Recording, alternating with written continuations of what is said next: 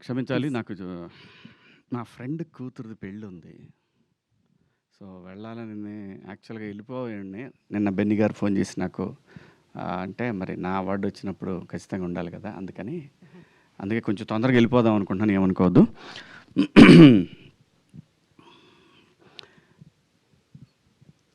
Women's day సందర్భంగా ప్రతి ఆడపిల్లకి, ప్రతి అమ్మకి, అందరికీ నా హృదయపూర్వక శుభాకాంక్షలు. దండోరా!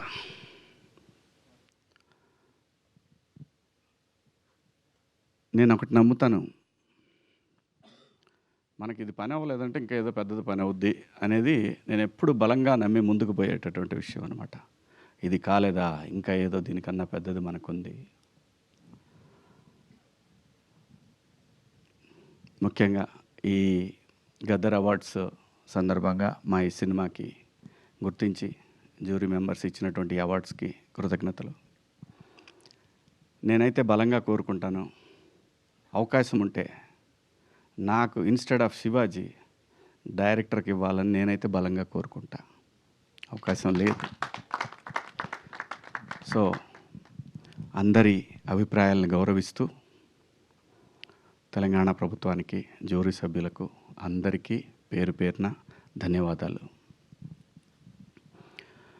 మరీ ముఖ్యంగా ఈ సినిమాకి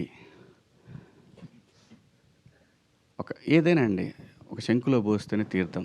అలాంటిది ఒక గొప్ప నటుడు ఎన్టీఆర్ గారి సినిమాకి ఒక ట్వీట్ అనేది ఒక ప్రభంజనంలాగా యావత్ తెలుగు జాతికి ఈ సినిమా దగ్గరైంది.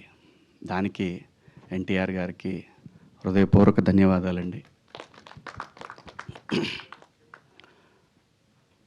అలాగే ఈ సినిమాకి మంచి మ్యూజిక్‌ని అందించిన మార్క్ రాబిన్ గారికి, అలాగే ఈ సినిమా నా పాత్రకి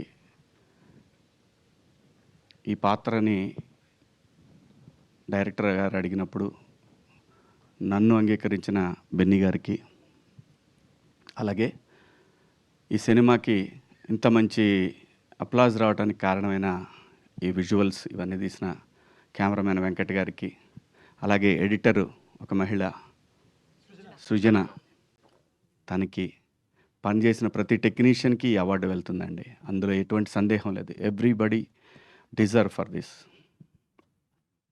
అనుమానమేం లేదు. అందరూ ఎంత గొప్పగా యాక్ట్ చేశారంటే ప్రతి ఒక్క ఆర్టిస్టు ఈ ఒక్క సినిమా తెలుగు టాలెంట్ ఎంత ఉందనే దానికి ఒక చిన్న మీటర్ అండి. ఒక చిన్న మీటరు. ఏ ఒక్కరు కూడా ఇంత కూడా నటన అనేది కనపడకుండా జీవించినటువంటి ఓ మంచి లైబ్రరీ లాంటి సినిమా ఈ సినిమా మాత్రం. అందులో చేసిన ప్రతి ఒక్క ఆర్టిస్టు అద్భుతం, అద్భుతం, అద్భుతం. అంత బ్రహ్మాండంగా చేశారు. అలాగే ఈ సినిమాకి సాహిత్యాన్ని అందించిన నేను కాసర్ల శ్యామ్ గారు, పూర్ణాచారి, ఇంకా శ్రీమణి అందరూ కూడా అండి ఎంత బ్రహ్మాండంగా ఇన్వాల్వ్ అయ్యి రాశారు. అందరికీ కూడా పేరు పేరున ధన్యవాదాలు. అలాగే ఈ సినిమాకి పనిచేసిన ప్రొడక్షన్ టీము అందరికీ కూడా, ప్రొడక్షన్ డిపార్ట్మెంట్‌కి, ఎడ్వర్డ్‌కి అందరికీ పేరు పేరున ధన్యవాదాలు, శుభాకాంక్షలు. దండోరా సినిమాకి అసలు ఈ కథ రాయాలని తనకు అనిపించడం అనేది మా కోసమే రాసినట్టున్నాడు మురళీ గారు. ఎందుకంటే అండి ఏ చర్య ఎందుకు జరుగుతుందో ఈ సృష్టిలో ఎవరికీ తెలీదు. నాకు తెలీదు. ఇతనికి నానంటే సచ్చిన చేసేవాడిని కాదు. నాకు చెప్పలా ముదురులన్నీ. ఆ అమ్మాయి నా కూతురంటే క్వెషనే లేదు. నవదీపు ఏందేందో చేశారు, మొత్తానికి నన్ను మాయ చేశారు. నాకు తెలీదు. ఓన్లీ నేను ఈ సినిమా కథ చెప్తున్నప్పుడు వీళ్ళందరూ ఉన్నారనే విషయం, వీళ్ళందరితో షూటింగ్ అయిపోయిందనే విషయం, నేను లొకేషన్ పోయిందా తెలీదు నాకు. అమ్మ తోడు. ఎవడు చేస్తాడండి నందు కొడుకండి, ఎట్టున్నాడు? సరే నవదీప్ అంటే మా సర్పంచి ఓకే, చేయొచ్చు. నందు కొడుకేండండి ఘోరంగా, మరి అన్యాయం, అరాచకం అది. కానీ దానికోసం నేనే ఏదో నా తిప్పలు నింబడి అంటే అనుకుంటారు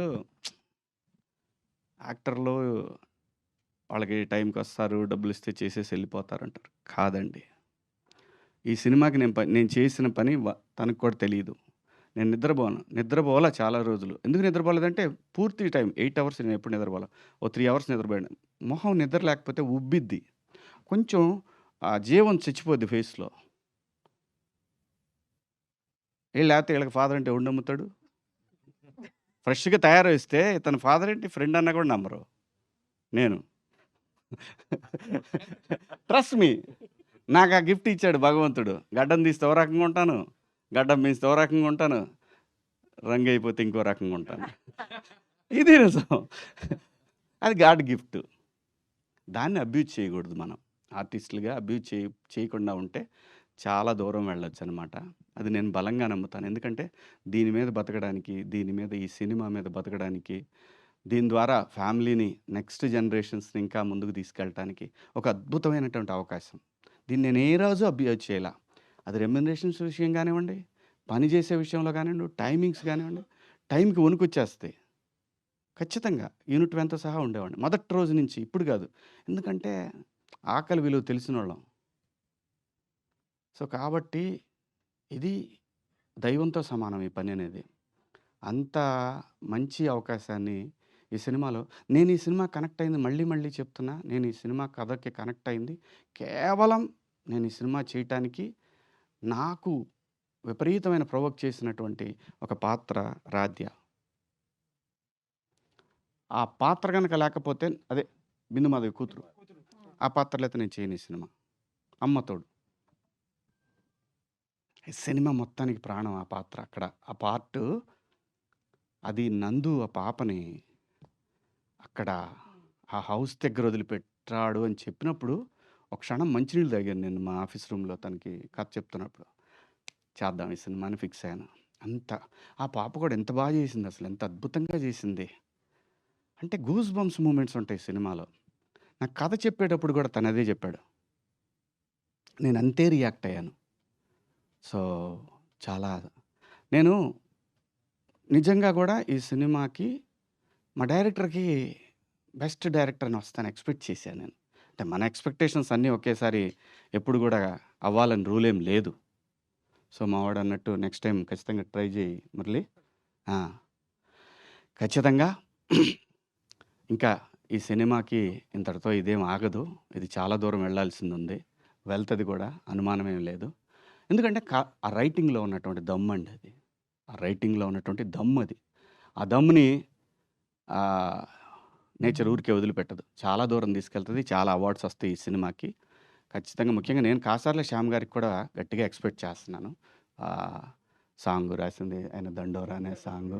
పాడిన ఆయన తమిళాయన కదండీ! యాంథోనీ దాస్. అబ్బా! ఏముంటదండి ఆ గొంతు. ఏం గొంతండి అది.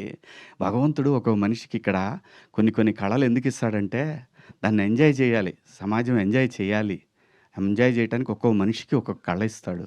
ఆ కళ రూపంలోనే ఈ 'దండోరా'లో మీకు అవన్నీ కనపడతాయి.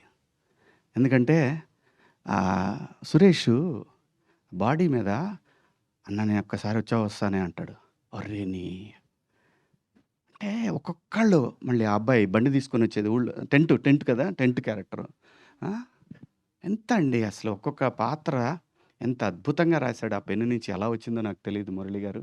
అద్భుతం. You are awesome. నేను చెప్తున్నా కదా! Long way to go. Long way to go. మా మురళి డెఫినెట్‌గా అండి. మురళి ఏంటి నేను కూడా డౌన్ అయ్యాను నిన్న మొన్న. నాకు తెలుసు. ఆ పెయిను. మురళికి నేను చెప్పాను. 365 డేస్ 24/7 నేను కాల్ అవేలో అని చెప్పా. నేను యాక్ట్ చేయాల్సిన అవసరంలా. తనకి నీడ్ ఉంది అంటే ఐ యామ్ దేర్ నేనని చెప్పి ఒక భరోసా ఇచ్చాను నేను. ఎందుకంటే హి డిజర్వ్స్ అండి. జాబ్ వదిలేసి సినిమా మీద ఒక ప్రేమతోటి ఇక్కడికొచ్చాడు అంటే తమాషా కాదండి. ఎవరైనా సరే సాక్రిఫైస్ ఓకే. తన పేరు, ప్రతిష్టలు, డబ్బు ఇవన్నీ కావచ్చు. కానీ సాక్రిఫైస్‌కి ఒక వాల్యూ ఉంటదండి నేచర్‌లో. అనుమానమే లేదు. దాంట్లో నిజాయితీ ఉంటే ఈ నేచర్‌లో ఖచ్చితంగా నేచర్ నీతో నిలబడతది మురళి గారు. ఎక్కడికి పోదిది. ఇది ఎక్కడికి పోదు. చాలా దూరం వెళ్తది. అలాగే ఈ సినిమాలో పనిచేసిన ప్రతి ఒక్క ఆర్టిస్టు అదిగో మావోడు సర్పంచ్ గాని, నందు గాని, ఆ అమ్మాయి ఆ కారు దోలే సీన్‌లో అయితే నిజంగా నాకు బాగా సినిమాలో బాగా నవ్వొచ్చిన సీను వీళ్ళిద్దరి కారు సీన్ అనమాట. అలాగే మన తమ్ముడు నాకు నా నా అల్లుడు రవికృష్ణ అబ్బాయి పేరు ఎప్పుడు కన్ఫ్యూజే నాకు. ర- రవికృష్ణ కానీ ఎంత బాగా చేశాడండి, ఎంత బాగా చేశాడు. ఆ, తిను తను ఉందిలేమ్మా, గుర్తుంది. అంత ఈజీగా అలా మర్చిపోతా నువ్వు నా కూతురు అంటే. ఏ తను ఒక ఎక్స్ప్రెషన్ అండి, ఒక ప్లేస్ బాగా గుర్తు తెచ్చుకోండి. చనిపోదామని డిసైడ్ అయ్యి ఆ హాస్పిటల్లో ఒక ఎక్స్ప్రెషన్ ఉంటుంది చూసారా, అసం బ్రహ్మాండంగా చేసింది, అసలు అద్భుతంగా చేసింది. నందు సైక్ సిద్ధార్థ్ ఓకే, ఎరక్కొట్టాడు. ఆ, ఇంకా ఎవరున్నారు, రాధ్య నెంబర్ 1 ఆ పిల్లకే ఇస్తాను నేను, రాధ్య. అలాగే బిందు మాధవి గారు, చెప్పనండి మీరు చెప్పండి. అలాగే బిందు మాధవి గారు, ఆ రోజే చెప్పాను నేను, తెలుగులో అమ్మాయిలకు కానీ అబ్బాయిలకు కానీ టాలెంట్కి కొద్దవే లేదండి. ఫైనెస్ట్ యాక్ట్రెస్ అమ్మాయి, చాలా చాలా చాలా మంచి మంచి పాత్రలు చేయొచ్చు. ఎక్కడో ఎయ్యో చిన్న చిన్న ఆ చిన్న అదే చూద్దాం అనే వద్దు, బ్రహ్మాండంగా చేయగలం, బ్రహ్మాండంగా.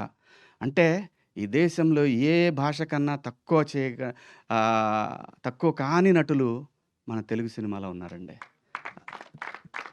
ఇవ్వండి, మీరు ఇవ్వాలే కానీ మళ్ళీ పెట్టొద్దు స్టేచర్లు ఇవన్నీ పెట్టొద్దు. ఒక పాత్ర ఇస్తే కదా స్టేచర్ తెలిసేది.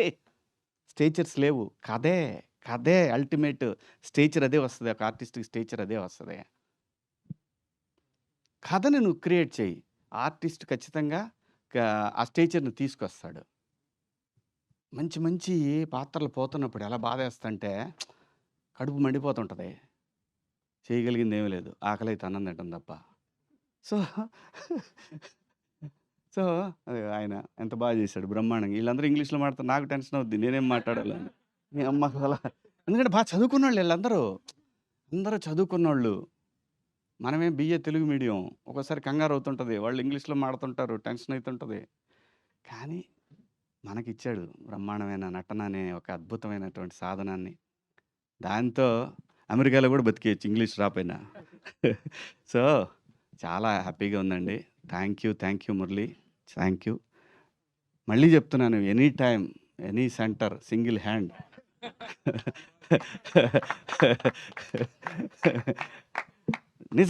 నిజంగా మురళి చాలా గొప్ప డైరెక్టర్ అవుతాడు, ఇంకా భవిష్యత్తులో మంచి మంచి సినిమాలు చేస్తాడు ఆయన. ఆయన సినిమాలకి నేను పనిచేసినా పని చేయకపోయినా మురళితో ఉంటాను, ఇది నా ప్రామిస్, అనుమానమే లేదు. ఇంకెవరి గురించి చెప్పాలా, ఇంకెవరున్నారు? మనందరూ రాజశేఖర్ గారు, మాది జర్నీ నడుస్తూనే ఉంది. అందరూ కూడా మావాడు నవదీప్ రాలేదు ఇవాళ, మావాడు ఏ టూర్లో ఉన్నాడో, ఏడ ఉన్నాడో మరి. సర్పంచ్ సాబ్ ఏడ తిరుగుతున్నాడో ఈ భూమి మీద. అద్భుతంగా చేశాడు, మంచి యాక్టర్, తెలుగులో మనకి one of the finest actor. So ఇంకా ఈ సినిమాలో ఎవరన్నా ఇంకా ఆర్టిస్టులు చాలామంది ఉన్నారు ఈ సినిమాలో, బొచ్చెడు మంది ఆర్టిస్టులు ఉన్నారు. అందరికీ పేరు పేరున కంగ్రాచులేషన్స్. అలాగే బెన్నీ గారు, మీరు డెఫినెట్గా నేను చెప్తున్నా కదా, లాంగ్ వే టు గో. కొంచెం కొరతనం ఉంది మావాడి దగ్గర, అది మాత్రం నేను ఖచ్చితంగా చెప్పాలి. ఎందుకంటే లైఫ్లో అండి అవకాశాలు చాలా వస్తాయి, ఈ ఏజ్లో ఎక్కువ వస్తాయి, ఏజ్ దాటిపోయినాక ఎవడ పట్టించుకోడు మనకు. ఇంకా గొప్ప గొప్ప సినిమాలు తీస్తాడు, ఇది మాత్రం గ్యారంటీ, అనుమానమే లేదు. తనకి భగవంతుడు ఆ స్కిల్ ఇచ్చాడు, కథను జడ్జ్ చేసే ఒక స్కిల్ ఇచ్చాడు. మనకి తెలుగులో గొప్ప సినిమాల పేర్లు తీసుకుంటే బెన్నీ గారి పేరు కూడా వస్తుంది. ఇంకా నెక్స్ట్ రాబోయే సినిమాలు కూడా ఖచ్చితంగా మంచి కథలు పట్టుకుంటాడు, చాలా దూరం వెళ్తాడు. ఈ పేరు గుర్తుంటుంది. అలాగే మురళి గారి పేరు ఎట్లయితే గుర్తుంటుందో ఈ పేరు కూడా గుర్తుంటుంది ఖచ్చితంగా. అందరికీ ఈ సినిమాకి సహకరించిన మీడియా మిత్రులకు, తెలంగాణ ప్రభుత్వానికి, అలాగే జ్యూరీ సభ్యులకు, ప్రతి ఒక్కళ్ళకి కూడా పేరు పేరున ధన్యవాదాలు. Thank you so much. I love you all. Thank you sir. Thank you so much.